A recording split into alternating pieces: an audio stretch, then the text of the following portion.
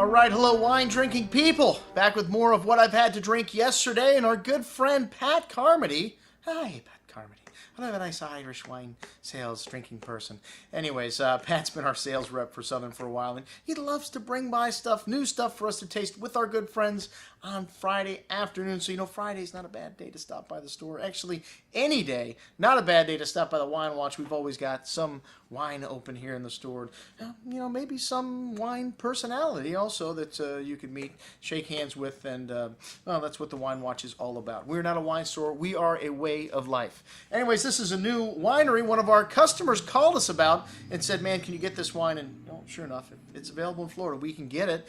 And it just so happens it's sold by, Pat. And after we ordered a case of the Pinot for one of our good customers, he said, man, you should try these wines. They are awesome. And he dropped us off a bottle of each, the Chardonnay, the Pinot, and the Cabernet, and then a wine called Head High. Dude, which, as a surfer growing up in South Florida, you know what head high means. That means it's time to get your board and head down to the beach, because those are some good waves here for Florida. Anyways, the Chardonnay we started out from the famous Durrell Vineyard in Sonoma. This wine had a lovely nose, just a rich tropical fruit, really decadent, ripe, and lovely vanilla bean, kind of creme brulee and custard notes to the nose as well. Really lovely concentration of aromas. If you like big, juicy California Chardonnays, man, this wine is all that. Really ripe and juicy on the tongue. Nice amount of that lightly toasted oak spice. I like a little oak in my wine. I like a little of that spice, like the salt and pepper that the chef throws on your steak.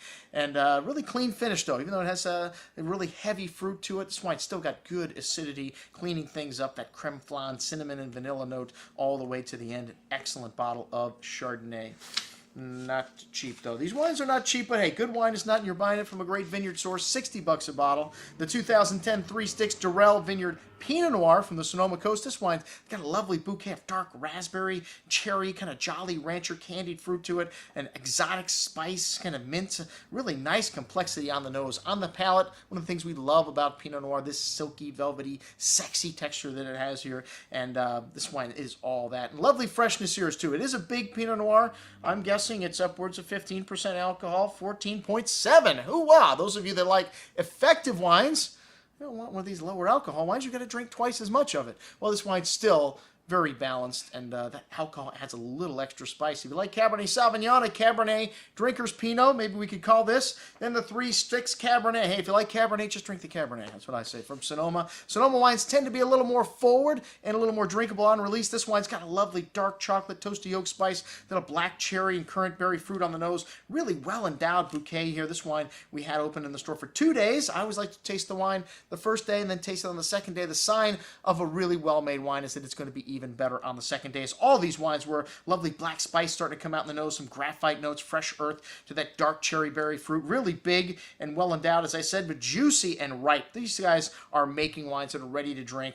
I mean, right out of the bottle. They do improve after a day open, but pretty good right out of the bottle. These wines have really, like I said, sweet fruit, ripe tannins, and lovely spice, showing that they use some nice oak treatment here. Dark chocolate notes all the way to the finish here. Excellent juice at $80.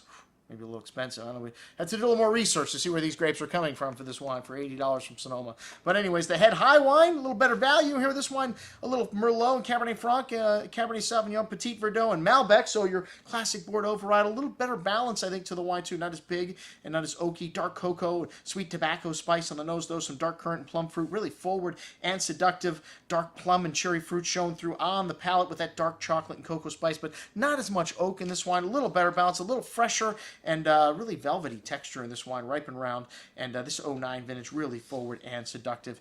Excellent juice. That's what we had to drink with our friends from Three Sticks. I'm your host, Andrew Lamposoni, signing off for the Wine Watch, saying remember, always drink the good stuff first.